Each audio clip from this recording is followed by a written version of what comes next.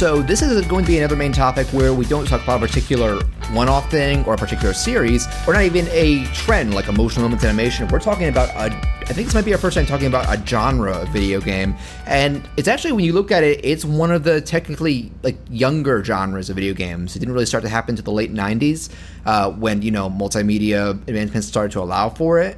But I think the idea came about in one of our, it might be our Sam and Max episode, because it was just you and me. For whatever reason, we mentioned you mentioned Amplitude, the original PS2 game and its recent PS4 reboot, and your history of that. And you brought up that you would love, or maybe I brought it up, I don't remember, but we both agreed we would love to talk about, as a general talk about the subgenre of rhythm games. Yes, indeed. Rhythm games are a shockingly huge part of my life.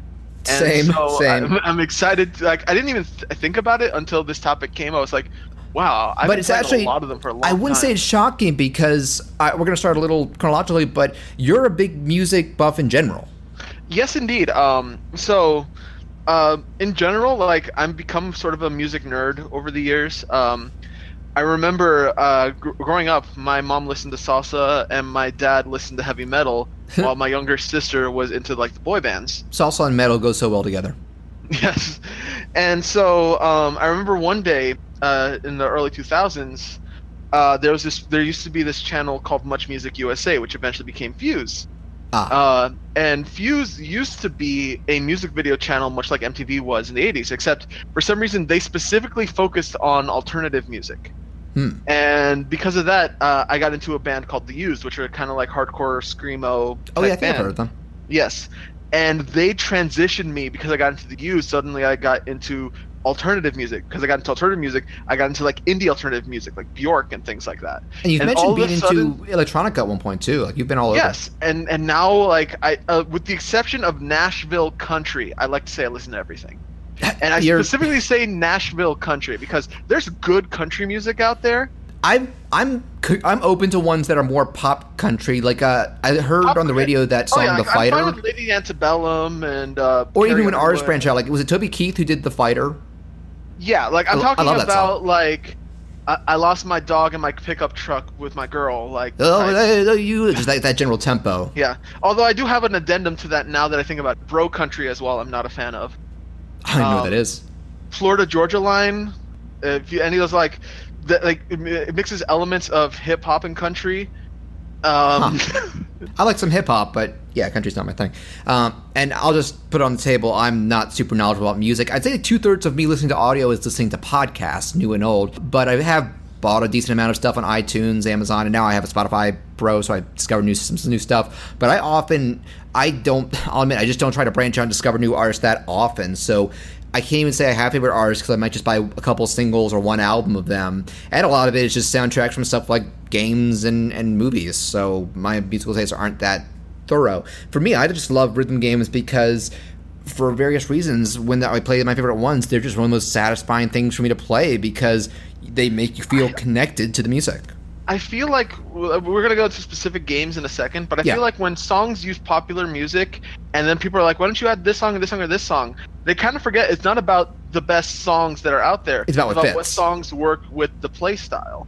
Right. I remember during one of the rock bands, they put out Paramore's Crush, Crush, Crush as the song. Yeah, they put a couple of Paramore songs. Yeah, but that was the first one. Like, why are you putting that one and not, like, the huge songs or anything like that? It's because this one's more fun to play. Because if you think of the Misery Business solo, it's literally just like, it's the same thing. The one time I got my parents to play Rock Band, and we'll get to more Rock Band later, my dad was singing, and he picked Tangled Up in Blue, which is one of the most repetitive songs to play ever. It's just the same tune for like 30 seconds over and over. Yeah, you gotta realize that. Like, I remember I bought songs at times not because I thought they were my favorite song, although of course I had some that were just songs I legitimately liked. But, like, what seemed fun. I remember at one point there were note chart videos on YouTube that I would look up. Oh, there still are, but they're not as numerous, obviously. Yeah, and I'm like, oh, this looks fun. And that's how. And so I feel like people forget that the point of rhythm games isn't to just listen to your favorite music again, which, granted, that's a part of it, but the gameplay has to be fun too. Yeah, I've had multiple times in Guitar Hero and Rock Band where a song I love I'm excited for, and because I mostly play guitar, sometimes it's just not fun on that. But that's music free. You know what it's like to play Seven Nation Army as a drummer? No, I haven't played much drums. It's literally just bass pedal 80% of the time. The song is just dun, dun, dun, dun, dun, dun. I remember one of the worst was Beastie Boys' Sabotage. Or So What You Want. No, So What You Want. It's just the same. The guitar in that is almost nothing. Yes. But we're trying to get a little chronological. Let's get chronological here. Now, I was just making a point. Yeah, so I don't know if we have the exact same, what was the first one we played, but it's generally agreed the first proper rhythm game that is recognized as it is 97, PS1, PaRappa the Rapper. Yes, I rented PaRappa from a Blockbuster once. Yeah. I remember within 2 days going mad hard on it, but I couldn't beat the restroom stage. That'll make no sense for people who haven't played it, but PaRappa's a weird series. But yeah, that was kind of I think back then they weren't even trying to pioneer, they were just experimenting, because one thing I do miss about, I'd say up to the time like the PS3 360 era started, games weren't afraid to be more experimental and weird from bigger developers, even when it didn't pay off, simply because games cost less to make back then, because you had limited technology.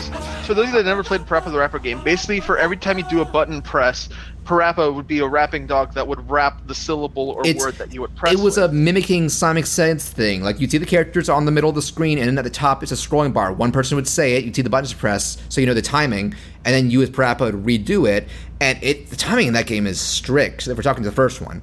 Yes, the first one, it's so tight to try to get it. And yeah, because the timing always seems slightly off to me, because you got to consider that PlayStation 1 days, you didn't get one-for-one reaction all the time with certain things. Well, lag's a bigger problem these days, but games... But they have things to try to set up. Yeah, they have calibration. PaRappa, that first one, you don't have that option, though they did remaster it on PS4, and I think they did have options. Yes. But the timing in that one is really strict, but I mean, I just loved the game all around. Like, it was a very unique style. It was Paper Mario before Paper Mario, because all the characters were paper flat, like 3D models with sprite faces and designs. It was kind of... And the thing is, all the characters each had their own semi-music style that you would face off against. Yeah. The freaking flea market frog was so fun, I remember as a kid, even though at first time I saw like all those X's when I had to go in the rain or in the snow, I'm like, Jesus! In the rain or in the snow. All you have... And some of the lyrics are just ridiculous. The skunk over here will bring you... But everybody knows these lyrics. The pump over here comes with the truck. The pump you know like all the words to that freaking songs. Oh my god. Or the egg into the bowl. The other day, I was called a little turkey, but I'm a chicken, got it? You beef jerky. You beef jerky. We could just do the rest of this episode recreating PaRappa songs. But yeah, PaRappa was a... Controversial opinion, though? Yeah. I think 2 songs are better. Okay, well, let's talk about so it had a proper sequel and a spin-off, and the spin-off is actually my favorite of all 3, Jammer Lammy. Unjammer Lammy's mad good. It's awesome. And it kind of broke format that technically it played the exact same, but Lammy, the main character, who's this, obviously she's a lamb, though she's so stylized, it's hard to tell. She isn't a singer, she's a guitarist, so your mentor would still sing, and then you do a guitar equivalent. So basically, like, he would go, like, remember there was the... Get up, put your chainsaw on. The chainsaw song is literally the best song in the game. Which is? The freaking never use change for the... I'm partial to the airplane level. Soldier. Just a lot of fun there. The person would sing something or rap something or say something. Yeah, but then it's reinterpreted as guitar. But you still get the general rhythm of it, and the note symbols still tell you when to press things. And the timing in Lammy 2 was much less strict, so it's more enjoyable overall. And not to mention, I think the type of situations you're in makes more sense for guitarists, because you can PaRappa in that game, and trying to hear PaRappa say "mama, mama, mama, mama, mama, mama, mama." It's like he's SpongeBob. Mama, mama, mama, mama, mama. Yes. But that actually did blow my mind that you basically unlocked a separate mini campaign, redone versions of the songs with PaRappa. Like, content-wise, those games are so sparse by today's standards, like 6 to 8 songs. Yeah, but the fact that you could literally unlock basically a new PaRappa game. It ended up being PaRappa 1.5 with an awesome guitar thing onto. And yeah, after PaRappa 2, I remember that kind of killed the series because critically people were not as kind to it. They were like, you haven't evolved as much. It's easier and you can beat the game in about an hour. But it's still fun. It's mad fun. The story's good. The comedy's good. The songs are fantastic. Yeah, no, I think PaRappa 2 gets a bad rap. I recommend, there's a podcast I love, I recommend called Retronauts, because they made me look at older names. They did an episode, they praised PaRappa 1 and Lammy, and they just trashed PaRappa 2, and I was like, why? None of them are perfect, but all the bosses are unique and fun and have different music style. I freaking, to this day, Flavor from my people is like, come on, kid, let's shot for the final. Yes. Oh, I will always have that intro in there. Give me my best shot to keep myself right. That's a great character. I want to bring out the original. I do remember one complaint that was valid. You should have been able to unlock Lammy for an alternate campaign again. But she's just a background character. Instead, you unlock the hats, and they remix the songs, and the remixed songs aren't as good as. No, it's not as natural a beat. It's cool for replay value, but like you said, songs are important. Like I know that's the problem though. That's why I remember I replayed the game recently. I even streamed a little bit of it, and I didn't beat the final boss because I just wanted to replay the same songs without having them change. Yeah, you have to. I don't remember if there's a way to make it all the way back around, like yellow hat, blue hat, pink hat. Yeah. And then you get the originals again. If it was made today, you'd probably have separate difficulty settings or something. That's why we talk about game mechanics getting more streamlined. But yeah, that was it for PaRappa for a while. Other than I know there was an anime that went on Japan that sounded crazy. There was an anime which the theme song is great. Oh, I have the theme song and closing song. They're great, but I heard the show was pretty meh. And Lammy wasn't in it. They made up some characters, which sucks. Side note, the closest thing we got recently was PaRappa being playable in PlayStation All-Stars, which I thought was awesome. Also, side note about the voice actors, most of them, they don't really have that many credits. PaRappa, he's a rapper in real life, and there are two things. One, he seems to be a complete asshole in real life because did you hear about how he scammed a fan? Yeah, he scammed fans online. And they asked him to be a voice for a fan project. He said yes, took the money and ran, and then slandered them when they tried to ask him about it online. Seems like a big dick. The other thing is, I believe, not in the second Song Adventure, but he did the Knuckles rap in the first game. I think. Yeah, Here I Am, rougher than the rest of them. The one that's gotten memed to death. Yeah, that is PaRappa. Real name Dread Fox. Sonic, I don't chuckle. That's him. Yeah. Oh no. The other interesting one, Patrick would appreciate this. Lammy went on to be in Spamalot, the Broadway show. She's the lady of the lake. Yeah. But the funny thing is, I remember when PaRappa came out, I wanted to play so many games like it, and literally the only thing that existed at the time was Bust a Groove on PS1, which, by the way, isn't any good. I have not played that, but I wanted to. Just a little side thing. So this was during the PS1 days. Since I was in, elementary school at the time, I did not have the income to buy an additional... Up till high school, when I saved up money, I had to be a Nintendo kid because I was getting them as the systems and games as presents pretty much. And I remember PaRappa was the big game. I begged my parents, please get a PlayStation. And they're like, no. So what I would actually ended up doing is my local mom and pop video store at the time, Box Office Video, RIP, would let you rent a PlayStation along with games. And my main memories of that are renting PaRappa 1, Lammy, and Crash Bandicoot Warped. Nice. I own Crash Bandicoot 2 and 3. Have you played Insane Trilogy? I have. It's awesome. It's really good. I love it. I'm just gonna say outright, it is a little different, but not enough to break the game. Yeah. Also, just one last side note about PaRappa. So, if you have a PS4, there is a full-on remaster of PaRappa 1 available, and they also did a PS2 re-release of PaRappa 2. Yeah. So it's a straight port of 2, but but high def trophies, the works. Yeah, and you can get vanilla port of Lammy on the PS3 and PSP and Vita store. I'd recommend that too. Yes. So basically, PS1 days, I'm like, well, I want to get more music games like this. Nothing existed until I remember going to my local arcade and discovering Dance Dance Revolution. Yep. One of the big ones. And kind of its own subgenre of the subgenre as those that involve dance and motion. Yes.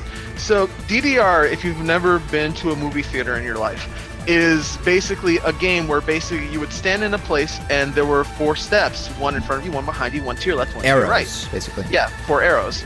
And basically you would have to step on the corresponding arrow when it lined up to where it was supposed to go on the screen. With your feet. And sometimes you'd have to do 2 at once, and they got pretty rapid. Yes, and eventually you would get faster and faster. pro tip for someone who has actually done DDR competitively and is going to compete in it competitively in about 3 weeks. Oh boy. CEO is having a Dance Dance Revolution tournament. I'm entering. Two things for those of you that want to get better at DDR. One, you don't have to stay in the center. You can leave your foot on the panel and just lift it up and put it back down. Yeah, it doesn't register if it's already held down. It won't register for another note. Because I remember seeing so many people just like trying to get back to center so that their foot is not on there, and that would screw you up. That's not how it goes. You just have to step in time. What's the other step? There's a thing behind you if you ever play in arcades called a bar. Yeah, that guardrail. Yeah, basically, it's supposed to help you balance in case you happen to slip or anything like that. But what most people do is they would lean on it so that way they can support their weight, and so that way they're not putting as much weight down when you would go from these long streams. Yeah, they move faster. When I've walked by really professional-looking players playing it, they've got their arms behind them, leaning on the rail, and their feet are just a mile a minute. Exactly, because that way, if you're leaning against the rail with your arms, you're not putting all your weight on your feet. So it would help you move faster. I will say I have limited exposure to DDR. I played the Mario Mix one for GameCube, which was a lot toned down difficulty-wise. And speaking of final bosses, I couldn't beat Bowser at the end, but it was fun. But I've tried a little bit of. There's also a current subsect of game. If you have series that aren't as big as they used to be or stopped, some people have taken up doing like open source, unofficial, fan curated equivalents. And there's DDR, Step Mania. Yeah, there used to be in high school. There was a Step Mania site where you could download people's custom mixes of steps and things like that. And there still are sites and active communities. And I've even seen people convert arcade cabinets to Step Mania. I've actually been to a meetup in Virginia that does that with a Step Mania cabinet. Shout out to Emmy. There was an arcade in Fort Lauderdale here, where basically what they did, they modded the arcade so that it had a USB slot. Yeah. And you could put the USB slot. It was an In the Groove machine, so technically not DDR. But yeah, In the Groove was kind of an imitator.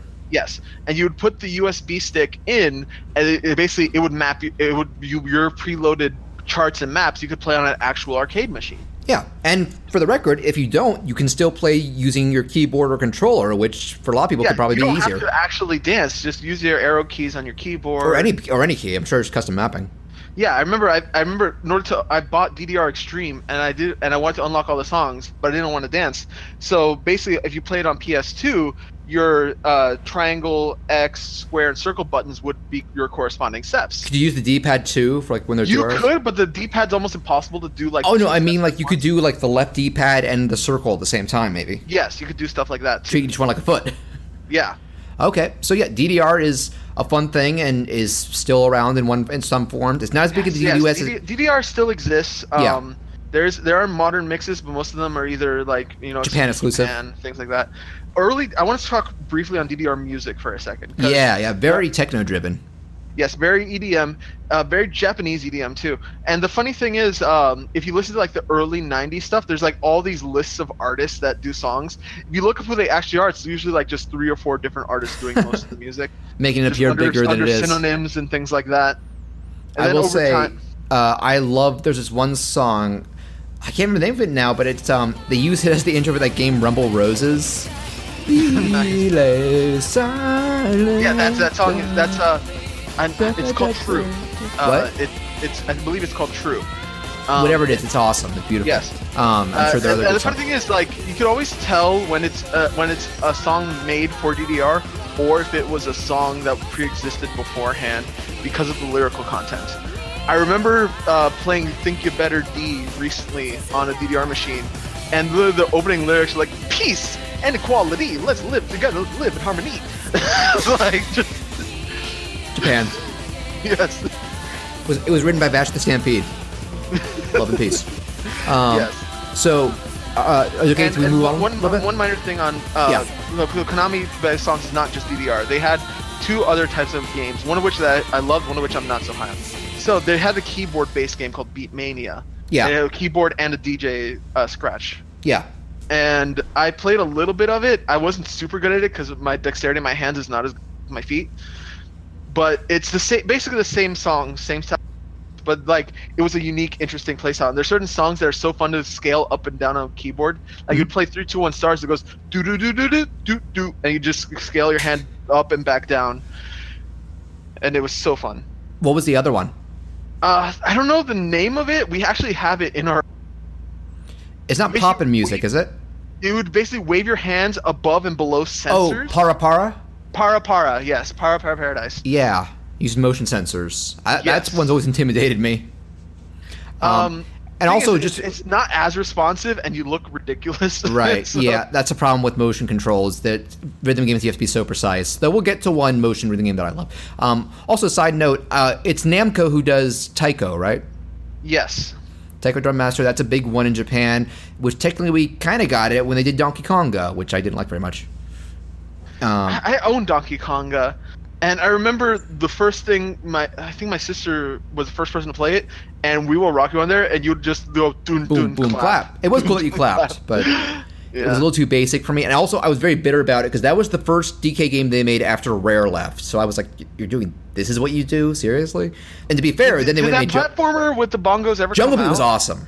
Yeah. Jungle Beat I was mad about it before it came out because it was like DK was the only element returning, but playing it is a blast. I highly recommend it. Though I will say I won't miss his bongo final smash. That was a horrible final smash. Now he just punches thank you. God it's gone. Oh, so much better. But I think we can move on slightly a bit. Landmaster too. What? R.I.P. Landmaster too. Landmaster. Was, they announced that it's going to be. They talked about when playing Fox that it's a new Fox again. So what, his voice? Yeah. So it's no more mission accomplished. Well, that was actually the original guy from 64 because they got him back to zero. But a lot of people hated. I didn't mind it too much. There were certain lines. He did sound cooler in the GameCube games. Yeah, but I think he has the best death scream in 4. When he would star KO, he just go. Ah! My favorite is Rosalina's because she sounds so disinterested. It's just that she falls to her death. Smash thing. Kid Icarus' star KO changed. You ever play Kid Icarus Uprising? Yeah. I believe it's this game where basically he's like faltering in the sky and he's like, I never even learned how to read or things like that. Kid Uprising is like one of the best written Nintendo games ever. When you star KO Pit, he says, I never learned how to read. Uprising's really fun, by the way. Yes. But yeah, no, I think, okay, so are you okay with moving forward a console generation? Yeah, I'm done. I just wanted to get all the DDR. The B-. Also, quick mention, they also did Guitar Freaks, which will be relevant to. I had Guitar Freaks in our GameWorks arcade. Yeah, here. Which we'll get to it, but it was essentially ripped off for maybe the most popular American rhythm game of all time. Yeah, but the and thing is, what I'm talking about, but we're not there yet. The problem with that Guitar Freaks game is that A, it was mad slow, and B, it was necessary to tilt the guitar to hit certain things, and the sensors on those arcade machines weren't the best. No, they harmonics improved on the tilt. What that's for then. I also remember I did try. There are only 3 buttons instead of 5, not as engaging that way. But okay, so I'm talking about. I remember a lot of quirky and some of my favorite, most unique rhythm games ever. I played on the PS2, and this also extends to the GameCube, Xbox, and Dreamcast. I will say right now, I have not played much Space Channel 5. That's not my thing. Oh man, I had Space Channel 5 on Dreamcast. Did you like it? I think it's again mad short. And well, a lot of the narrative-driven rhythm games are by nature that, but yeah, but it's a lot of fun. There's a lot of little quirky, cute things about it. Like basically, every time you would save people by dancing and shooting. Oh yeah. But every time you would screw up a step, someone would disappear and taken back. Also, that like Ooh La La was a reporter the whole time, so in between verses, she would just be like walking to the beat with a microphone. Ooh La La reporting for Space Channel 5, and that she yelled out her actions: up, down, shoot, shoot, shoot. But one neat thing that would happen is you would unlock periodically specific people. Like I remember the first level, you would beat a certain section and you'd unlock a Taurus.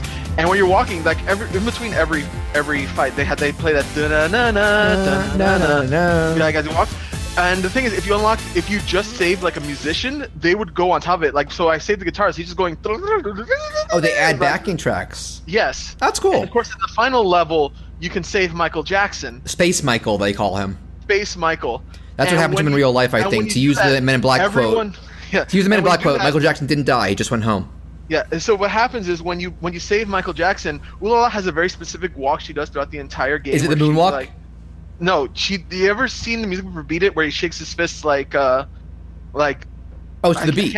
Yeah, to, like the Beat It finale where beat it. He like shakes his fist and he puts his arms up and down. I think so. They Yeah. do the Michael Jackson Beat It walk as they walk down. And I'm sure that whole thing happened because he both that he did the Moonwalker game and look up the Sonic 3 soundtrack. Some of that was him, but it's complicated. Yeah, he has a decent relationship with Sega. Had, unfortunately. Yeah. But yeah, so Space Jam, not my thing, but I respected its quirkiness and it does have a following. No, I remember, we talked about PaRappa 2. I remember one that just came out of nowhere. I saw it on back when, I think it was still Tech TV or when G4 on X-Play. Have you ever played Gitaroo Man? I'm aware of it. I've never actually played it. Gitaroo Man is fantastic and often hard, but I've never played a game like it. Now, it looks crazy because they did the thing of it's 3D models with like flat textured 2D drawings for faces, so it looks very quirky. It has a plot that's batshit crazy, some pretty bad voice acting. The main character is really annoying because he's a wimp, but playing it, it's awesome. The idea is that you're this kid who's chosen to be the Gitaroo Man warrior and fight these aliens, and so the way it works is you're divided into two distinct play styles where it's not just pressing buttons. One of them is. So like when the enemy attacks, because both you and the enemy have a health bar. Yeah. When it's their turn to go on the offensive, it does the standard symbols coming toward the center of the screen, you press those to dodge. But when you're playing to attack them or regain health, it has a cursor in the center and it has a little like needle that comes out depending on which way you're tilting the left analog stick, and it has borders that approach it, so it's kind of like keep the border within the tube to the beat of the song. Like super unique, and the soundtrack's incredible. I recommend. I mean, I'm probably for a lot of these games I'll be putting songs from them in the background. I imported the Gitaroo Man CD back in the day because I just loved it that much. It also did get a PSP re-release with 2 new songs, though I have yet to play it. Speaking of actually unique control styles, there was a game that I never owned, but I rented a lot because, again, I got into this rhythm game phase in my life on PS2 called Mad Maestro. Yeah. I actually did rent that once, and I sucked at it, but I thought it was a neat concept. Here's the thing that's really... So the PlayStation 2 compared to the PlayStation 1 had buttons. Had what? And so the way Mad Maestro worked is you would work as a conductor of an orchestra. Yeah. But the way conductors work, they don't play any actual music. They just tell the people to play softer or louder. And the tempo. So basically, there would be this ball bouncing across the screen, and depending on whether the button that was hovering over the ball was either green, yellow, or red, you'd have to press it softly, medium, or hard. Yeah, it's like the only game I can think of that is entirely dependent on the pressure of your button presses, and I could not get the hang of it. Technically, the first Street Fighter in arcades was... I mean, for the whole game, I mean. Yeah, okay. But, like, basically, you had to try your best to, like... really, really careful with your button presses. It was about timing. It was all classical music, right? How hard you press the button, and it was all classical music, like habanera and all this stuff. Maybe I'll give it another try because my skills have totally gotten better. I remember. I think it was a really cool concept. I just looked at it. And the funny thing is, if you watch gameplay of it, the sequences that would happen in the background are kind of really funny. I remember there was like a circus level, right? Yes. It's like a talking lion or something. Yeah, because this game is really Japanese for the record. Of course. And it's really fun. It's not for everyone. It's because of the fact that it's if you do have a PS2, like I don't know how good your pressure sensitive buttons are this many years later. Yeah. But I think it's a really unique concept, and once you get the hang of it, I think it's actually really fun. I actually believe it got a sequel that was Japanese exclusive too. Yeah, I wasn't unaware of that one. Maybe I might be mixing it with something else, but I mean that would probably be a very import-friendly game since most of it is just about the button times. But I have one more big one that is not on home consoles, but around the same late era. Did you ever play Ouendan or Elite Beat Agents?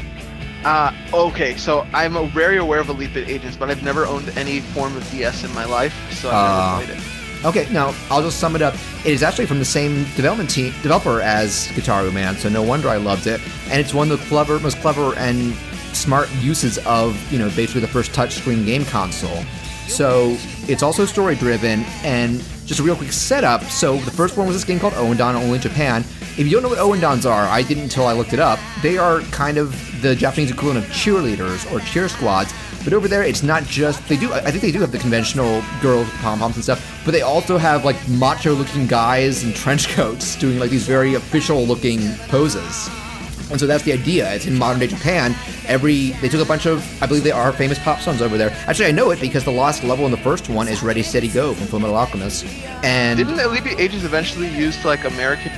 I'm getting to that. It's a very interesting saga. So the idea is that every song has a little cutscene told through kind of like motion comics about some person in modern day Japan with a crazy scenario, like, oh, there are aliens invading, oh, you're helping Cleopatra now, and oh, I gotta win this race. And the Ouendan pop up, they yell for them, like, Ouendan! They pop up, these guys they're just hanging out somewhere, and so the upper screen is like kind of fluff, it's just little graphics going on with the scenario. The bottom screen, in the background, you see 3D models of them dancing, but the idea is that little circles pop up, and little circular borders, like overlays, gradually shrink in. And to the beat of the song, every time one of those overlays overlaps the circle, you tap them, or slide them, or spin them. Really natural, intuitive use, and even better, the game had 4 difficulties, which, obviously besides, it wasn't just how many notes there were, but placement and patterns. So playing each difficulty felt like a unique experience, and added a lot to the replay value. So you were talking about Elite Agents. Like I said, this was a very Japanese-centric game. There were never any plans to localize it, and you can tell from the writing and scenarios. But it got imported so much, myself included, that Nintendo became aware of this and had the developers, Innis, make, I guess you could call it a spin-off. I've heard people say it's a remake. It's not, because all the levels and songs and note layouts are different, but they took that gameplay template and made an American version, Elite Beat Agents. Same scenario and gameplay, except there you have more of these kind of men in black with microphones. Yeah. The reason why I'm aware of the pop song, because as I said, I'm a music nerd. I always try to find like new artists, like new songs.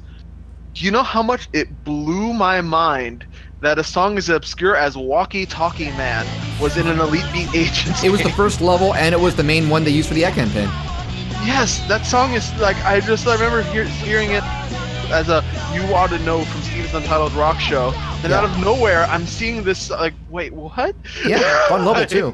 And it kind of ran the gamut. It had a Queen song, it had YMCA, it had Ashley Simpson. That's aged well. But it was a blast. Oh, it had Can Heat, the Napoleon Dynamite dance song, years before that movie came out. Oh, neat. And also, now, unfortunately, it was one of the best reviewed DS games ever, and I remember I got it in my first year of college, and that is probably my most played handheld game ever. I loved it, and I loved Ouendan, but it apparently did not sell as well as they hoped, so there's never a sequel. But there was an Ouendan sequel, kind of same template, only the plot twist is that there's a rival cheer squad who pops up, so half the levels you have different guys in the background and they have to team up at the end.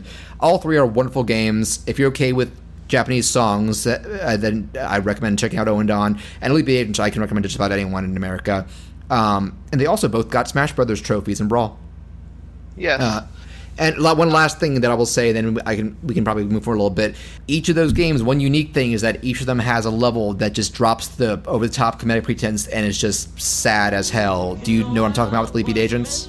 I'm aware of it, but again, I've never actually played any of the games. I'll sum up real quick. The template, the song they use is You're the Inspiration by Chicago. You're the meaning in my life. For the record, I hate that song. Oh, I love it because of this game now. But the idea is that Chicago is like the ultimate in 80s cheese. Like, I'm just throwing it out there. The gimmick is this like little girl's dad goes on a business trip, but is in a car crash and dies after promising to be back for Christmas. And so she's still in denial, going like, he's promised he's going to come home. And the mom's been like, you got to get over it. And she begs to come home. So the whole song is, them doing stuff they used to like to do, like cleaning up his study or making his favorite cake and stuff. And if you beat the level, the end is his ghost coming by to give the present he promised and say goodbye. And these games have made multiple people cry, myself included. It's kind of a great left turn for one little bit, and just makes it that much more special to me, honestly.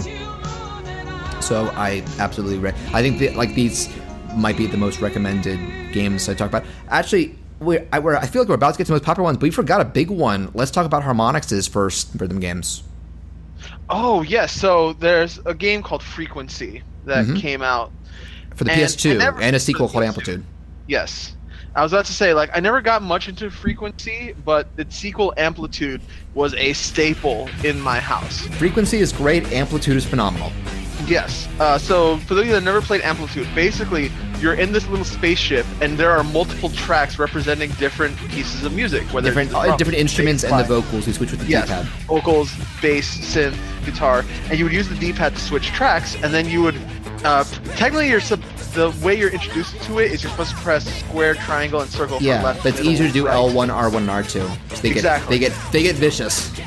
And me and my sister were obsessed with playing that freaking. Of course, there's some really popular songs on there. But More so in Amplitude, because I think they had the clout for it. There's like Weezer and David Bowie and stuff. Yes, but I think they were so smart in picking songs to get you to. Kurashi's Bassline, I think, is one of the best rhythm game song selections of all time. Because when we first brought up Amplitude, you started quoting that song. Bassline! Got fools on the beat and they're giving me bassline. Because the thing is, you start on the bass track, and the bass track is the whole point of bassline. And so you hear do-do-do, do-do-do, do-do-do. And then you move to your right, and the drums are there, and it slowly builds the song. It's so satisfying to slowly build the song, because the idea is after you do that, you'll need to do it again sooner or later. Like, they'll wear out. But it's so great to get them all going. Like, the pacing is so smart. Yeah, because I think for certain songs it doesn't work as well. I think, like, I remember play Slipknot's I Am Hated, but the problem with that song, it starts at 100 miles an hour, so it's going through 200. You're it's hard to catch the tempo. Everything drops, and then it's like, I have to build the song back up. And there are some, like, I know they use certain songs as like boss songs. I remember there were beautiful ones like that David Bowie, Everyone Says Hi. My favorite was Shades of Blue, who's done by some indie DJ. That's just a beautiful, like that vocal. I'm not doing it justice. Look it up on YouTube. Yeah. I think it also has one of the best. Like, it's weird to consider it like a boss song. Computer Controller is such a boss song. There's so many boss songs, and I actually would recommend Frequency too, but play them in order because Amplitude kind of takes everything up a notch. They had a re-release, didn't they? They had a kind of a reboot. We talked about it. Basically, now we're going to talk harmonics more because they went through a huge rise and fall because of a certain 2 series they made. They've been independent for a couple years now, and they're still making some quirky stuff. They were able to do a reboot of Amplitude through Kickstarter. I funded it and got it made. I know. I made a donation as well because I was so excited for it. Yeah, no, we talked about it. It is good. It is worth playing. It is still a blast to play. But because they did not have the money for big name or talented artists, this soundtrack is very forgettable. And that's a key ingredient in rhythm games. That's the problem with Frequency, I think. In the entirety of Frequency, I think there was one song I distinctly remember and liked. I don't even know what it's called, but it was that song with the lady singing. Whoa, whoa, whoa. No, that was Amplitude, Shades of Blue. That's one I was just talking. No, that's not in Frequency. Are you sure? Oh no, that is. Yeah, no, there's another one. Oh, in Frequency it's the touchdown. Was Lo-Fi's in Ibiza and Frequency or Amplitude? Because I love that one. Yeah. Wait, no, which one was that in? But that's how forgettable that the Frequency soundtrack is that Amplitude song. Hang on, I'm searching Lo-Fi in Ibiza. You know what I'm talking about? Like, where's no reason for you? No, because the song that I'm thinking of from Frequency is like very techno driven and has a female singer just kind of singing like words that sound like nonsense the whole time. Okay, just for the record, the song I'm thinking about, Lo-Fi's and Ibiza, that is Frequency. That's my favorite song, and that's a great song. But so seek those out, and I would say seek out the PS4 version, but go in with tempered expectations. I wish they'd at least done some DLC for it. All right, so before we get to probably the most popular Western ones, do you have any other titles you want to mention?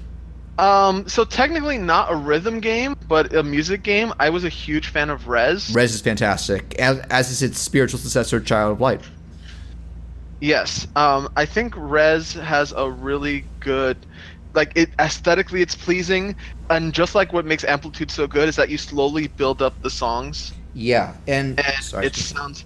Orbital Funny Break is the song I'm thinking of. I'm sorry, I was Wikipediaing it like crazy, trying to remember.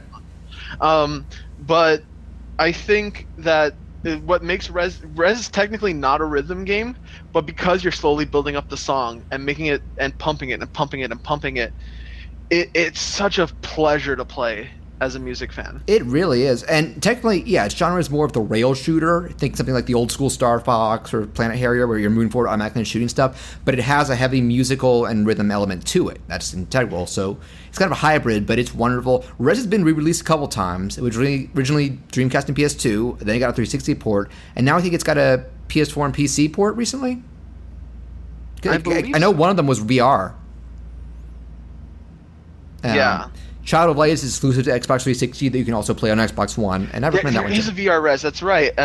Is it on PlayStation? Because I'm going to Google what Res VR is on. I'm pretty sure it's PS4, and I think the VR is optional, actually. The reason why I bring this up is because literally, like, 3 hours ago, my sister's like, I'm thinking of getting a PlayStation VR, because she has both two games that she already owns and plays all the time that she wants to play on VR, which are Gran Turismo, and I guess one that sort of fits into this sequence also, Hatsune Miku. We'll talk about that when we get to the more modern stuff. Yeah. Okay, so yeah, Res original release was on PS2 and Dreamcast. Res HD was an early 360 downloadable port, and Res Infinite is the newer one for PS4, PC, and somehow Android. I'm curious about how that would work. Probably because of the VR elements. Android phones do have VR. Oh, I don't know much about VR, so that's probably why. But yeah, I think I'm pretty sure Infinite is not VR exclusive, though. That was just an addition. So that if you have those newer consoles, that's probably your best bet. Res is great. And do you want to talk about? We've been teasing it. Probably the most popular Western rhythm games ever. Yeah, so let's start where it all starts. There's a game called Guitar Hero out there. We mentioned Guitar Freaks, and yeah, Harmonix, the people behind Frequency and Amplitude, back when they were pretty small and unknown outside of those games, decided to teamed up with Activision. No, it didn't start with Activision. They started with this other indie company, Red Octane, for the first. Oh, really? Two. Oh, yeah. Red Octane are the people that made They manufactured the controllers and the game. They were nothing. Yeah. So, and that's also why those first two games are all cover songs, pretty much. Guitar Hero was. Because Alleviation did the same thing, because apparently it's often cheaper to get the rights to do a cover song and do the cover song than buy the original. Yes. And yeah, so they wanted to take that idea of playing guitar and apply it to rock, one of the most iconic American genres of music. And I don't know if we need to touch that much on how you play Guitar Hero, because I'm pretty sure everybody has played Guitar Hero. It has a strum bar and buttons on the fret. And tilt but not as an essential part, but as an optional. You build up a score multiplier, star power that doubles your score. Yeah, it's a multiplier for. Yeah. So first one was it did have both. I think it had first one just either single player or competitive. Two added rhythm guitar and bass options. So by the time 2 came out, it had blown up. So Activision bought Red Octane the series rights, but at the same time, MTV bought Harmonix. So they found themselves in a crazy situation where they wanted to build on that, but they could not make it a Guitar Hero game, and that gave us Rock Band. Yes. I'm just going to say this outright. Guitar Hero, I kind of wish never tried to do the World Tour Rock Band stuff, because they didn't do it as well. No, but not just that. I think the unique thing that made Guitar Hero 3 still a very engaging game was the fact that there are certain songs that work more in a Guitar Hero sense than they would in a Rock Band sense. Oh, yeah. Sense. That's something people pointed out. Or like things like that, or just guitar-centric heavy stuff. But like it works so much more with our songs without lyrics. Like they had Santana songs, things like that.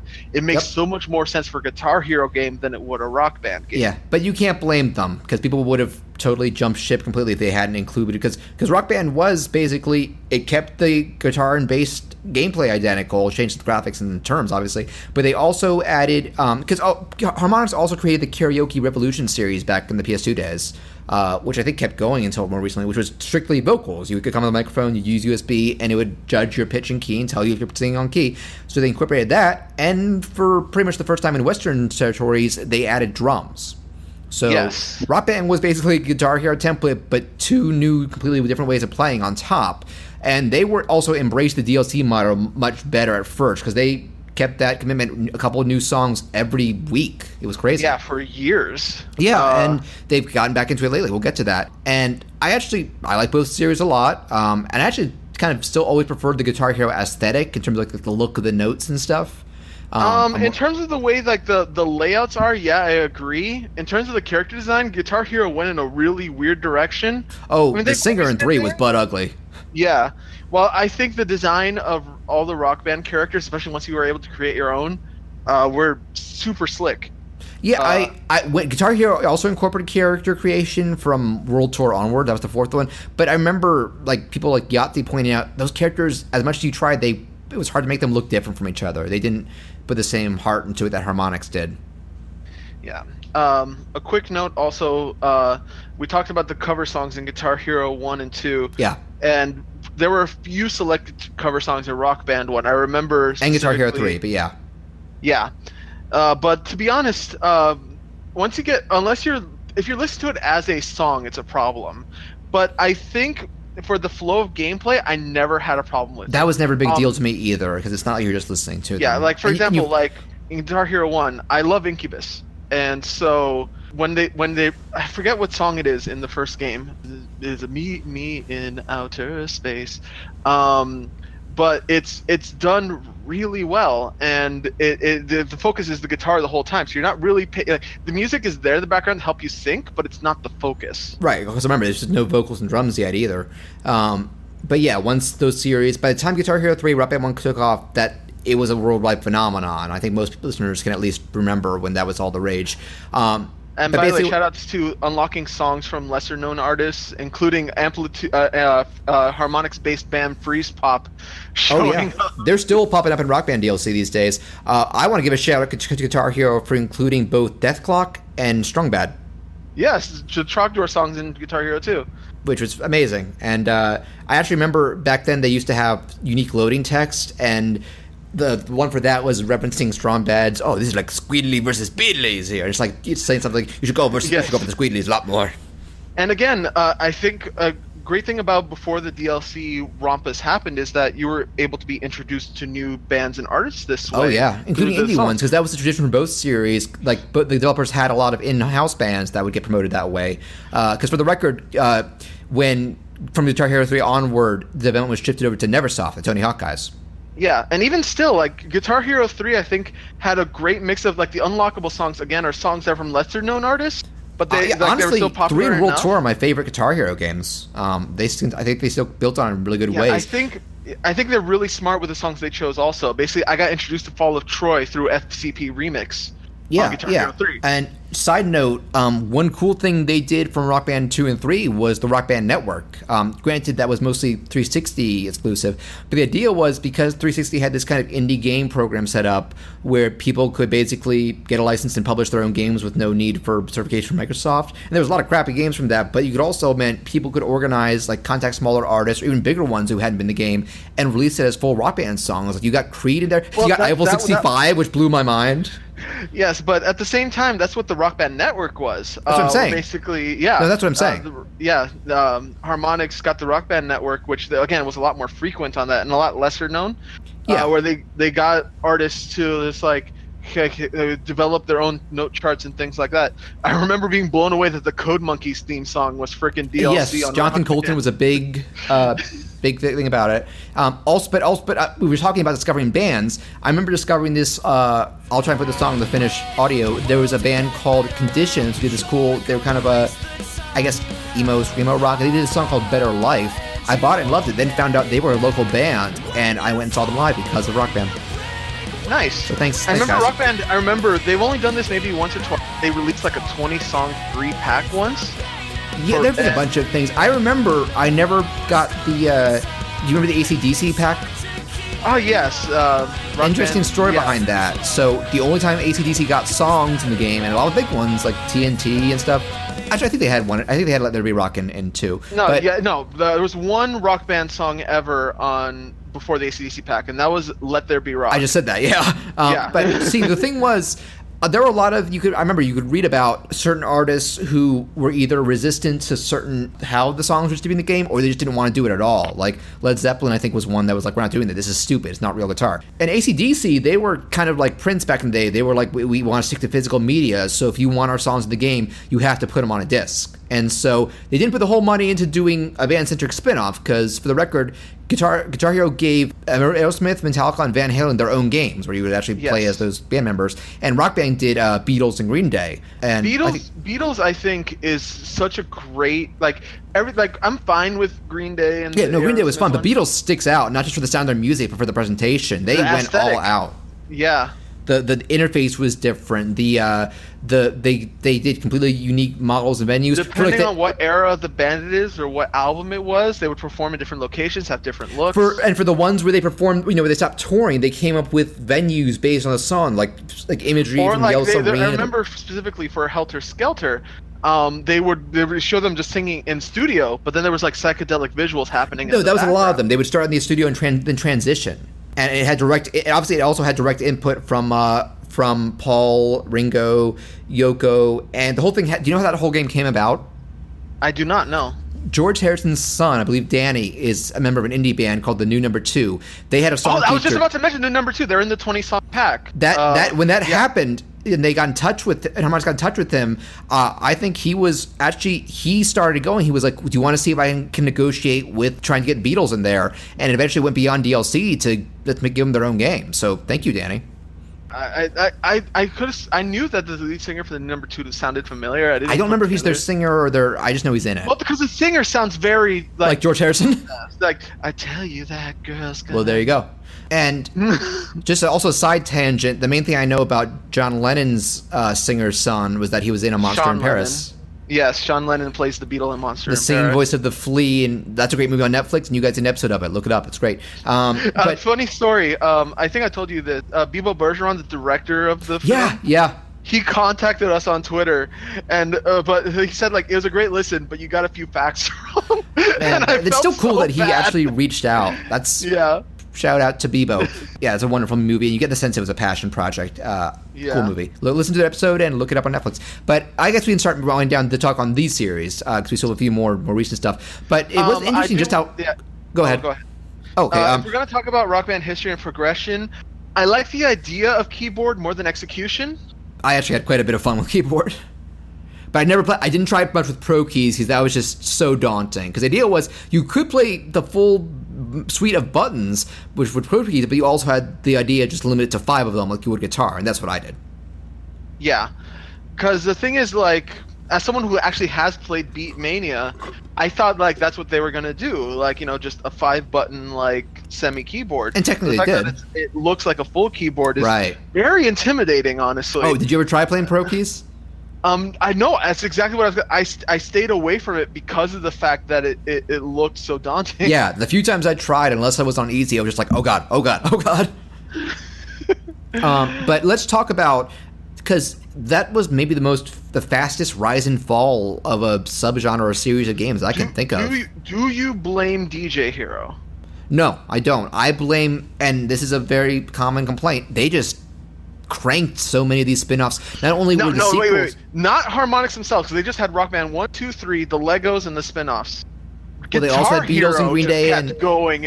Guitar Hero went crazy. They annualized the main entries. There was there were 3 band specific games. There was Smash Hits, which took a bunch of the old ones from 1 and 3 and made 2 and 3 and made them full band. There was that 80s one. There was DS ones. And then there was all the problems with the licensing, where it's they got Kurt Cobain in one of the games, but now you could have him dance around like a moron. Oh, that video of him being Flava Flav and Kurt Cobain going, "Yeah, boy." I remember the funny thing was Courtney Love made a public statement this is not what Kurt wanted, and then they said, "You're the one who signed off on having him in the game. We told you the rules, Courtney." But yeah, that was also a thing that Guitar Hero did, where they would incorporate real musicians. They also got in trouble when there was a boss battles with the dude from Rage Against the Machine and things like that. Yeah, Tom Morello. Leads into the best. That's Guitar Hero 3, which actually leads to the best. Speaking of boss songs, Double Went Down to Georgia. Yeah, I liked having Slash and stuff, but it was the fact that you could, when they switched to vocals, the unlockable band guitar players would also be in vocals. You could have Johnny Cash dancing. No Doubt sued because there was Band Hero, which was their Lego and Band Hero were more pop, kid-friendly stuff, and that had all of No Doubt. You could unlock and do anything, and they sued. They were like, you didn't tell us about this, and But also, I think also what it came down to, Rock Band was better about this. I remember Guitar Hero 5 was the first time I was like, this set list and new features are kind of lacking. Yeah, because basically there's no point. Like, that's why Rock Band just kept doing D for you. And by the time you got to Warriors of Rock, that might be the worst main Guitar Hero. It's so gimmicky, and the sound list is like half really boring metal stuff. Like, you could tell they were starting to run out of iconic songs, and that sold so poorly. And actually, you mentioned DJ Hero. I like DJ Hero a lot, and it's a shame that when they canceled Guitar Hero, they canceled DJ Hero 2, because DJ Hero 2 was a huge step up. I loved it.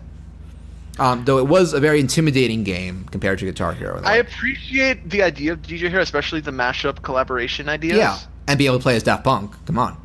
Yes. And DJ AM, that game, even though he was dead, like a year later. In a weird way, like, Harmonix's downfall is not Harmonix's fault. And that not entirely. They still put out a lot, but they were not going as crazy as Guitar Hero was. And it just became, and the fact that every game they would pressure you to buy new instruments, it got ridiculous. Yeah, it's like, oh, we're gonna go from like, this new one has a different drum set, and so we want you to buy these new drums. I'll admit, I have 2 Guitar Hero guitars and 2 Rock Band guitars, and like 2 mics, but I've always kept my Rock Band 2 drum set. I'm like, this does everything. Yeah, unfortunately, I had to throw everything away when I moved, but I used to have... That's a lot of people.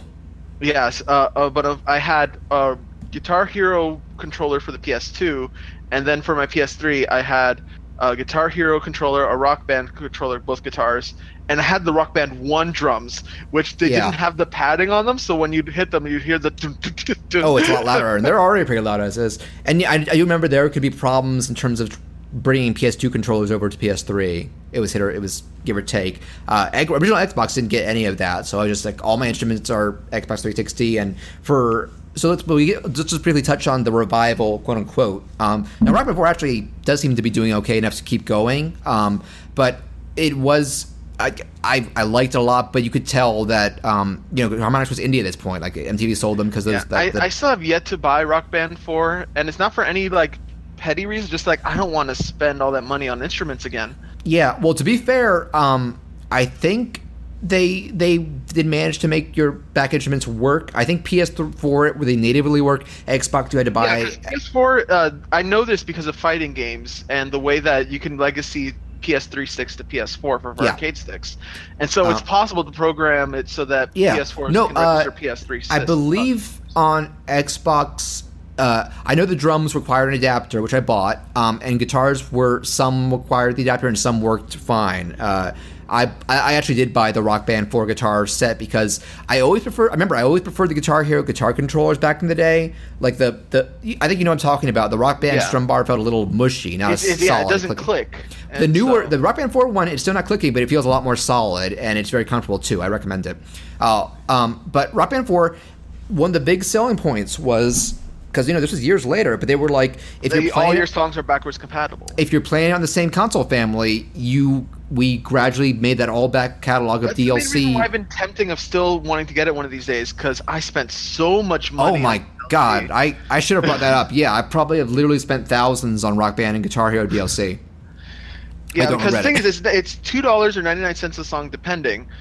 And like for 1 week when you got a paycheck, it's like, I can buy 2 or 3 songs. But then you add that up over the span of like 2 years. Or multiple years. I think I probably have something close to because they kept Rock Band 3 DLC going for a long time after it burned out. Yeah, I remember they promoted the last song was American Rock Pie. Band parties because and I would I remember I bought songs specifically not because I liked them, because I thought it would be fun to play. Yeah. I don't want Bad to the Bone, but that's an iconic song that I think a lot of people want to play. So Rock Band 4 is compatible, and you can also I want to bring up Rock Band really supported exporting old game track lists, so you wouldn't have to switch songs. So you could do a one-time purchase to use Rock Band 1, 2, and later 3 songs as DLC. Oh yeah, I remember I rented Lego Rock Band PS3, and then I bought on eBay a transfer code. Yeah, Lego and Green Day were transfer all my songs from Lego Rock Band into Lego Rock and Green Band Day were 3. exportable, and that weird spin-off they did in between Rock Band Blitz, which was basically Amplitude. I actually liked it a lot. I own Rock Band Blitz as well. Yeah, it's fun, but it's really only fun. But the thing is, the notes don't match up to this. Like, it's compatible with all your DLC. Yeah, but they had to do an algorithm. It wasn't manually charted. Yeah, so. But I like being vocals with buttons. I thought that was a neat touch. Yes. And I'd recommend it. And that actually, I don't think it works anymore. It came with some exclusive songs that you could export into the main game, and all of that still works in Rock Band 4, I believe, which was a really cool thing. But feature-wise, it was very pared down. The character creation took a major blow. You can't change proportions or a lot of colors. It's very limited in comparison. The venues aren't as impressive, and in terms of feature-wise, they just didn't add that much that was impressive. Like the freestyle solos are a novelty. Now one cool thing they've done is that they have embraced the games as service model. So rather than do sequels, they continuously patched in major additions. Like they didn't have online play at day one. That took a while. And there was the Rivals feature set, which added like a new campaign that was kind of like a choose-your-own-adventure branching narrative thing. Not amazing, but cool. And actually, the Rivals feature is really neat, where you can form online clans basically and earn XP. They added a level up function, and nice. So they'll do. God, you just reminded me. Rock Band 3 story mode is legit. Oh, it's cool. Yeah. Yeah. The four Rocky drama is kind of that, but they replaced the animations with like stock live action footage, so that was hit or miss. But 3 was like you get those little pantomime cutscenes. Yeah, with all the characters that you created. Oh, am I the only one who got like legit attached to the characters I created? I did. I made specific, like, this guy's my drummer. Yes, I did. This guy is my guitarist, and I'm the singer. I named them. I made kind of an exaggerated version myself, Bahonkus, because I wear hoodies a lot. So I wore that, and I just put on the red and blue 3D glasses just for kicks. I mainly play guitar, so I made him the guitarist. I made my singer, I gave him like that goofy Marilyn Manson haircut and eyeshadow and pale skin, and called him Emo Boy. My drummer, I gave him like the spiked hair and a goatee and crazy punk outfit and just called him Punky. And I made our bassist a girl and called her Huntress. Gave her like a safari hat and coat. Yeah, I don't remember names at all because it's been years. But I remember I made myself the lead singer, or a version of myself. Mm-hmm. I made my guitarist a girl. I made my bassist like this like really rock looking dude. And I remember I made my drummer a fat, pale white, mohawk shirtless guy. That's a shame. If you ever play 4, you can't be fat anymore. Yeah. But one other cute thing I remember that's always funny when they do it sometimes, always funny sometimes, but when there were songs with multiple singers, Rock Band Guitar Hero would make it so like the guitarist, bassist, or even drummer would sing along as the chorus. The funniest one I can remember, did you ever play the SpongeBob DLC? I didn't. I wanted to because it was half off the prices. They took the Riding the Hook song, and the lyrics in that are talking about, hey, drummer, cue us in. Yeah, drummer, cue us in. Patrick, you're the drummer. So your drummer is singing as Patrick Starr. Look at videos. Minor aside, can we talk about, I want to know if you have any embarrassment DLC on your hard drive, because I remember because I thought the note chart looked really neat, and I ended up digging the song. I bought Body I Occupy by the Naked Brothers Band. Okay. Well, actually, I remember they released some songs as free that were tie-ins with the Nickelodeon. So I have a Miranda Cosgrove song, Headphones On. Yes, I had it too. I also remember there was something called Get Your Rock On from I'm pretty sure it was like a TV movie that was a High School Musical ripoff. I can't even remember the name. And a song from that movie, The Rocker, the Rainn Wilson vehicle that nobody remembers. Paid DLC, does the South Park Poker Face count? If it does, I have that. Yes. And I also have regular Poker Face, which is redundant, but what the hell. I guess I have All-Star. I have a couple Smash Bros. Songs. I guess that counts because name some artists that you think would count as guilty pleasure that you know are in. Can you remember any? That I bought. I have Evanescence. I don't know. Jimmy Buffett. I bought some Jimmy Buffett because I have an uncle who is a lifelong Buffett fan. So one time we were on vacation together, I pulled it out and played Cheeseburgers in Paradise for him. But yeah, so anything else do you want to say about Rock Band Guitar Hero? About Rock Band specifically? Or Guitar Hero. We haven't touched on Guitar Hero Live. I know, that's what I was going to say, because, like... I reviewed it. I never... Man, the mechanics were not that bad, I thought, but that controller was a bad... Because here's the thing, instead of one row of 5 buttons, it was 2 vertical rows of 3 buttons, and it was so cramped and uncomfortable. Like, that was the thing that drew me away from it the most. That and people weren't big on the DLC model. Do you remember what that was? I do not know. Instead of paying one-time fees and downloading them to keep, it was you had the option of doing these free streaming channels. So they would just automatically do these playlists of songs. You wouldn't choose them. You could play them for free. Or you could pay premium to get, like, little tokens. You could spend a token to play a certain song once, but you could never do a one-time fee to keep them. and that drew a lot of ire, obviously. That and the fact that they abandoned the characters for either the live action stuff in the campaign or the music videos and DLC. That took away a lot of the charm for me. It didn't, like, the presentation was not as stylized and cool. I remember loving the 2D cutscenes in, like, Guitar Hero 3 and World Tour. You remember those? I do, yes. Those were done by Titmouse, the Motor City people. Oh, neat. Yeah, they do great visuals. Yeah. One minor thing also about, I feel like there's one big, we're going to talk about the Guitar Hero franchise and songs. I think we have to acknowledge the existence of Through the Fire and the Flames at least once on this podcast. Man, I wonder if that game is responsible for Dragon Force's career. Probably. I have a funny story. I saw Killswitch Engage live, and Dragon Force was their opening act. Cool. And the thing is, everyone was really into them, but nobody knew who they were. And so they performed Through the Fire and the Flames, and then there's one part in the song where they go like, whoa, whoa. And the thing is, the crowd didn't know any Dragon Force songs, so the mic, they drop all the instruments. The singer puts the mic to the crowd, expecting the crowd to sing along, and everything is silent. Oh, poor Dragon Force. They literally look at each other, go, "Wow," and then they just keep going. I know the melody to those vocals. That's the only Dragon Force song I know. Yes. But yeah, so Guitar Hero Live, I just read they're going to shut down those streaming channels by the end of this year. It just didn't do that well. Yeah. And Rock Band 4 did not do great, but it's done well enough that they're still doing DLC and updates to it. So I would say go to that for your modern fix. In a weird way, the Guitar Hero model still exists nowadays for people online, because I don't know if you're aware of what Clone Hero is. Yeah, no, this is what I'm going to talk about we'll talk about, like, official games now, but there are two big things I've been into in terms of recreation of those. There was Frets on Fire, which was the recreating that, but it looked a little more amateurish. Clone Hero is like recreating the Guitar Hero interface and style to like a T, and it's blown up lately. Yeah, especially because what's been happening lately is people making like meme songs and having streamers play them and react to them live. I recently bumped into a series of videos from a man named Jason Paradise, who I've fallen in love with his reactions to all these freaking meme playlists. Let's play Metallica's Nothing Else Matters, but it's a shit show. And so basically, it's Metallica's Nothing Else Matters, but like everything's out of key. There's random drum placements. And if you never played the song, the chorus goes, "Never care for what they do," and then so what they did, the chorus is like, "Never care for what they do."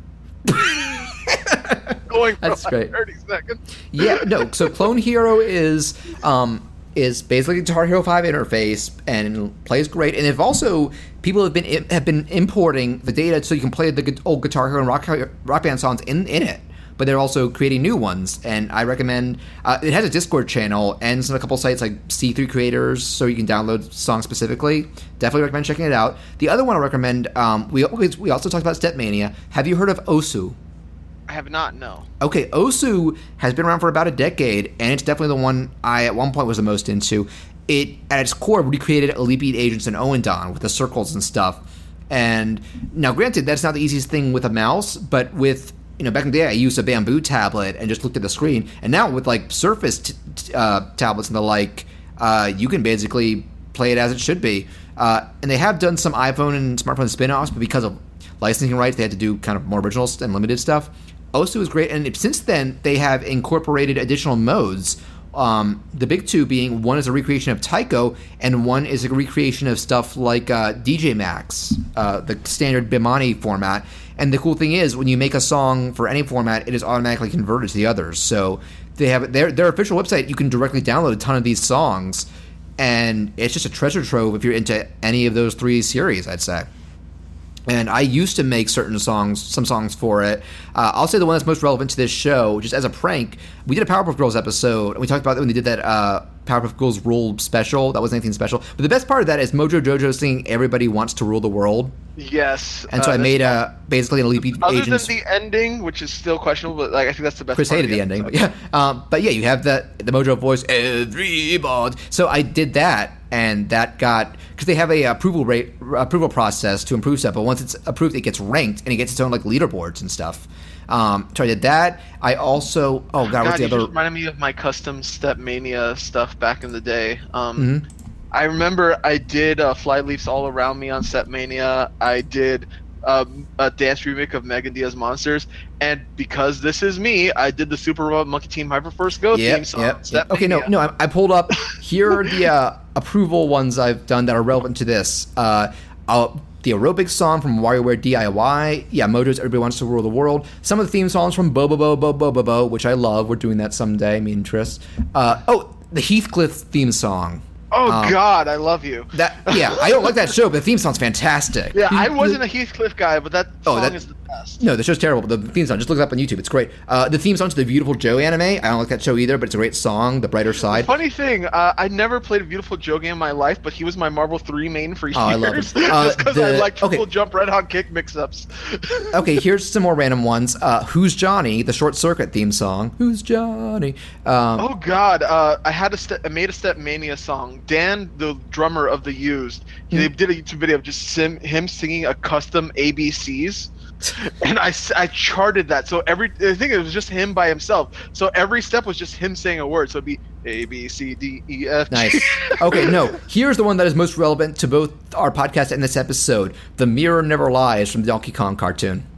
Of course. Where Donkey Kong, a pirate, are singing about tricking him into thinking he's a pirate. Quick, off the top of your head, what's the best song in Donkey Kong Country? In the show? Yes. Oh, I have a lot of them on iTunes. Give me 1 second. I'm going to pull it up. I'm just going to put mine out there. Metalhead is my favorite. Fantastic. It's like a Daft Punk. Yes. And it's trippy because Donkey Kong's the body of a robot and like multiple of its heads on it. It's crazy how good the singer for Donkey Kong is, but also how awful Diddy's voice is. Oh, God. Metal body! I guess they brought him. So OKKO did a yes. Go for it. Tell the audience. Yeah, so OKKO did an episode where they had Rad, the alien guy, and Enid, a robot, fall in love, and they replaced their regular actors with singing actors, and Rad's singing voice actor is the same guy that does all the songs for Donkey Kong. Yes, he has a beautiful voice. Okay, I know. The Anyone Can Dance. Anyone can do it, anyone can dance. My moves will hypnotize to put you in a trance. Let's see, Monkey Business, where Diddy's invisible. The best meme, Our Love is Stronger Than a Golden Banana. Beautiful R&B, but the lyrics are the stupidest thing in the world. K. Rool from the same pirate episode, You're One of Us. That one's nice, yeah. You're one of us. K. Rool's the best character in that show. Last one, Big Bog Monster. Yes. I didn't mean to derail the show, but it's just... No, it's okay. This is relevant. And I know another big one. Eddie, Let Me Go Back to My Home. Without me, everything's all wrong. So Osu. Yes. Man, tangents, they're great. I recommend Osu. Osu and Clone Hero are completely free to download and play. And Osu, the big advantage is that its website hosts all the songs, so you can just download those easily. And Clone Hero, it's not hard. You can often find, if there's a video of them on YouTube, they have the download link in there. Mania chart site that hosted everything remotely, and that's where I put all my stuff, and then that got deleted about 6 years ago. So all those steps are gone unless you save them into your Stepmania file. And real quick, let's just touch briefly on, so once Guitar Hero and Rock Band died out, the rhythm genre also seemed to subside quite a bit in terms of how much you see, but I've still seen some cool stuff, and I'll name drop them real quick. The Hatsune Miku games are alright. I think they're fun to play. I'm just not a big fan of the Vocaloid music. Same. Basically, I remember me and a few friends had what's the name of there's a bunch. The name of the marble card game that the deck builder. Okay. Basically, there's this marble deck builder game. I can't remember the name off the top of my head. But we were playing it, and in the background, my sister was playing the Hatsune Miku game, and we're like, well, we're done with this game. Let's try it. And it's legitimately fun, interesting, and complicated, but I just didn't like any of the songs. Yeah, she sounds like a robot, and they kind of all sound the same, usually. Another one, more quirky. Have you ever played Rhythm Heaven? I'm aware of it, never played it. Rhythm Heaven's great. It's from the WarioWare team, and it's like, it's not so much full-on songs usually, but it's like a bunch of little mini-games, almost always it's just about timing on one button and different kind of mechanics of how the timing works and what your scenario is. They're very creative. I recommend getting the Mega Mix on 3DS because there was one for GBA that never got localized, then the DS one got localized, the Wii one got localized, and 3DS was kind of a best of plus some new ones, which is actually what they're doing with WarioWare Gold in 2 months, the first new WarioWare game in a while, and it's a bunch of old ones and new ones. One that I personally never played, but I know my sister was a huge fan of back when she had a PSP. Have you ever played Patapon? Yeah, I wasn't very good at it, but that's a beloved series too. There were 3 of those. That was kind of both part strategy side-scroller rhythm game. Very interesting. Yeah. Real quick, the Final Fantasy Theater rhythm games, if you have 3DS, I'd say get the second one because I thought the first one was fun, but it was only touchscreen. The problem was you're supposed to do like arrow gestures, which is always tough. Then they did Curtain Call, the sequel. Not only did they include nearly every song from the first game and new ones, but you could do button and button controls, and it was a lot easier to do. Bit Trip Runner, which mixes the kind of auto running genre with rhythm elements, pretty fun. Thumper, which is this trippy. Have you played Thumper? I have not. No. It's on, I believe, PC, definitely PS4 and Switch, maybe Xbox as well. I have PC version. It's a little res like. What? Most disappointing rhythm game I ever played. On currently Google Play and iOS, there's a game called Steven Universe Soundtrack Attack. Oh yeah, I tried that. That's okay, but yeah, you just Steven Universe. So excited, Steven Universe songs are great. I love rhythm games. Let's do this, and it's like meh. Kind of like how they did that big RPG, and I heard that was kind of meh. The RPG is it's basically Paper Mario. Did you like it? I liked it. I've logged in a lot of hours on my phone for the original Attack. I'm talking about the console one. The mobile phone one. I haven't tried it yet. Yeah, the mobile phone one was good, but mobile games you lower your standards. Yeah, so I'm looking forward to trying Saves the Light, but yeah, maybe I'll rent that one. I still need to watch past the first season. It's Chris's favorite show. I have no excuse not to catch up. Also, when I reviewed, this one's not very well known. Have you heard of the Metronomicon? Name is familiar. This is an awesome game. It was really just on Steam. It's now on PS4 and Xbox. The basic idea is it actually does have the storyline and characters and voice stuff. It's a feudal, medieval world, but dance and rhythm are a part of their alchemy, and you're fighting monsters. So the idea is you have like a party members, like a cleric, a knight, a medic, and a tank and stuff. And so each of them have their own classic DDR vertical scrolling arrow lane. And for every time you hit a certain note streak with one of them, they have different tiered spells and attacks. So there's a genuine, and you switch between them with the D-pad and stuff, or shoulder buttons. You can use either a controller, a guitar controller, which is what I did, and on PC you can even use a dance mat. And the track list is really good. They got people like Off 5 and Shiny Toy Guns and Jimmy Urine to contribute songs, and a lot of cool, or Mega Ran.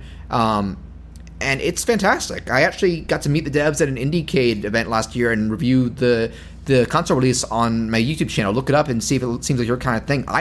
That's my favorite indie rhythm game of this generation, I'd say. Kind of flew under the radar, but I think it's done well enough for them to keep adding features to it. Fantastic game. Any other more recent rhythm games you'd want to bring up? Recent? Not particularly. Or any that we forgot to bring up? You're good? I think we're fine, because like everything I've played we already mentioned. Like, there's different versions of DDR that got made over time, and we kind of already spoke on DDR as a whole. Yeah. Guitar Hero Arcade was a thing that's a giant waste of money because it's like it's just Guitar Hero 3. Yeah, it's Guitar Hero 3, and it's like it's a $1 with great speakers. Yeah, and the thing is, like in movie theaters, because it was at my movie theater to play, and it would be $1 for 2 songs, or use your whole dollar for this one long song. I was at David Buster's a few weeks ago and played it for the hell of it. I gotta admit, playing my favorite songs with that speaker was pretty nice. But I can still play with the 3 and save up for better speakers. I just think it's not worth the money. So, of the games we've talked about, which were the ones you would recommend most? So straight up, I would say get any of the first 3 Guitar Heroes and first 3 Rock Bands are, if you're into that whole genre, like pick any of them and you'll have a good time. Okay, and what about the other stuff like B-Mania or the quirky stuff? Anything there? I would say the standard for DDR is DDR Extreme. Okay. Because the thing is, stuff before that was from the PlayStation 1 era, and so the graphics aren't as good. Max 2 is the only exception to that, but the song selection isn't great. Extreme basically has almost everything. Nice. And it's like a perfect selection of songs, and it's the one that's the most standard you'll find in movie theaters and arcades and things like that. Okay. Anything after that, like they get a little complex, and the song selections are weird sometimes. Like, I remember my GameWorks got DDR Supernova, and I was super excited to play it, and then like half of the songs are really weird remixed localized songs. It's like, I don't have anything against localized songs. I think there's some really good songs that are specifically made for the US versions of dance games that are great. Yeah. But I think what makes DDR Extreme so good is just because there's almost no localized songs, the song list is so huge, and it's basically a best of. So if you want to play a DDR game, Extreme is your best bet. Okay, I gotta admit, because I'm so unfamiliar with DDR, I'm grateful I have a veteran on this episode to guide people the right way. Myself, I would recommend Jammer Lammy the most of the three PaRappa series, though they're all pretty fun. I would super recommend Gitaroo Man. I remember back in the day, it cost a lot to find, but now I think it's going down in price, and if you want to emulate, it's out there. I recommend all the Ouendan, both the Ouendan and EBA games. I would say my highest recommendations are Leap-Beat Agents, Amplitude, the PS2 one. I'd also recommend for Amplitude's a huge recommendation as well. Guitar Heroes 1, 2, 3, and World Tour, which is 4. After that, you can stop. Rock Band 2 and 3. As well, if we're talking the band-specific games, Beatles is worth seeking out. Why if you not like particularly 1? I'm just out of curiosity. Why not? It's very limited. Like, the campaign is more standard. The story mode is terrible because it's like you literally just fly in a circle playing like the same 20 songs. No, it's the same Guitar Hero template. There's nothing to it. Then 2 and 3 have a little more choice than variety there. I also feel like 2 probably has the best overall set list of the bass songs. I don't know. 1, that's the reason why I think I still have a soft spot for 1, because 1 has the Strokes' Reptilia in it. 1 and 4 are the weaker set list for me. Radiohead's Creep. 1 and 4 are the weaker set list for me. That's just a matter of personal taste. I think the general consensus is that Rock Band 4 had a weaker track list. But again, for all of those, almost all the DLC is still up. They have had to remove a few. And to be noted, music is subjective. Exactly. And so it's hard to recommend based on the reason why I recommend Extreme is not because it has the best songs, but because it has the most songs. But I'm also recommending later Rock Band Guitar Heroes because they improved features. Like 3 just looks and plays a lot better overall. So, and like I said, you can't do the exports anymore. So if you want to play the songs that are on the disc for 1 and 2, you got to buy them. But other than that, I would say go for 3. If for each of assets, go for 4 and buy some DLC there. I think they've actually started putting out songs from the first 3 games as Rock Band 4 individual DLCs, just for the sake of newcomers. I would also quickly say Osu is a blast. A lot of different options there, and Metronomicon is I love it a lot. I don't think it gets enough credit because of what a small company made it, but it's worth checking out. So I think that is going to draw things to a close. We are definitely going to cut this into 2 episodes. Yes. We've been recording for nearly 3 hours. Holy shit. Yes, indeed. Well, it was top. It was E3 and rhythm games, so we had to kind of go and on. Incredibles 2 a little bit, and crazy tangents at the start. Man, it just kept coming back to Donkey Kong. It's the way of the world. We started with Donkey Kong, we all ended with Donkey Kong. All things that span to the dong. I'm sorry, I shouldn't have gone there. Oh please, I'm gay. I don't mind expanding dongs. but when it's with gorillas. That's true. To be fair, with the members of gorillas. But that's to be fair, we talk about the furry community. There you go. A lot of those were created by there, and then when they made Crystal, they knew what they were doing. They knew what they were doing. Or Barry from Conker's Bad Fur Day. They know. But yeah, that's Felipe. Thanks so much for doing this, and I gotta say, even though I say like we go for 3 hours, I kind of love when we do that. It's kind of like Chris and some of our guests can often have time for some restrictions, but then we do stuff like I recommend both you and our listeners, if you haven't listened to it, listen to the Sonic episode both with me and Colin where we talked about the games, and Chris where we talked about every Sonic cartoon ever. So nice. I don't know if you've listened to that one, but I have not yet. Basically, I know one thing you and me have in common is that the Sonic OVA is a guilty pleasure. It's a huge part of my life, and yeah, I love it. And so we talked, isn't it? The worst Sonic voice ever, but it's hilarious. So yeah, we talked about every TV show and OVA and Boom and stuff. That was a lot. It was a lot of fun to see how our opinions differentiated. Where like Chris doesn't think Underground is the worst Sonic cartoon. He thinks Sonic X is, and I'm like, X is bad, but it's more me. X. Thing about X. I know you used to like it, right? Yeah, I watched it a lot as a kid, and here's the thing. X would be fine if not for the Chris Thorndike. For all those humans, exactly. Like, what were they thinking? That's why I like Boom. The most iconic and YouTube Poop episode of all might be one of the best, which is the Sonic versus Knuckles episode. It was also weird having Knuckles with Yugi's voice, gotta say. So we should actually wrap things up. Again, big thank you to you for being willing to do this and for just all this fun stuff to talk about. And I think when people hear this, like I said, there's going to be in 2 parts. So hopefully, if you, for whatever reason, did enjoy talking about rhythm games, you enjoy just talking about E3 and Incredibles 2. Unlike when Chris is on or we have things set up, it is not 100% set in stone who our next guest and what our next topic is going to be. I will say other people have reached out to Colin, who was our guest for Ghost in the Shell and Sonic, is interested in coming back.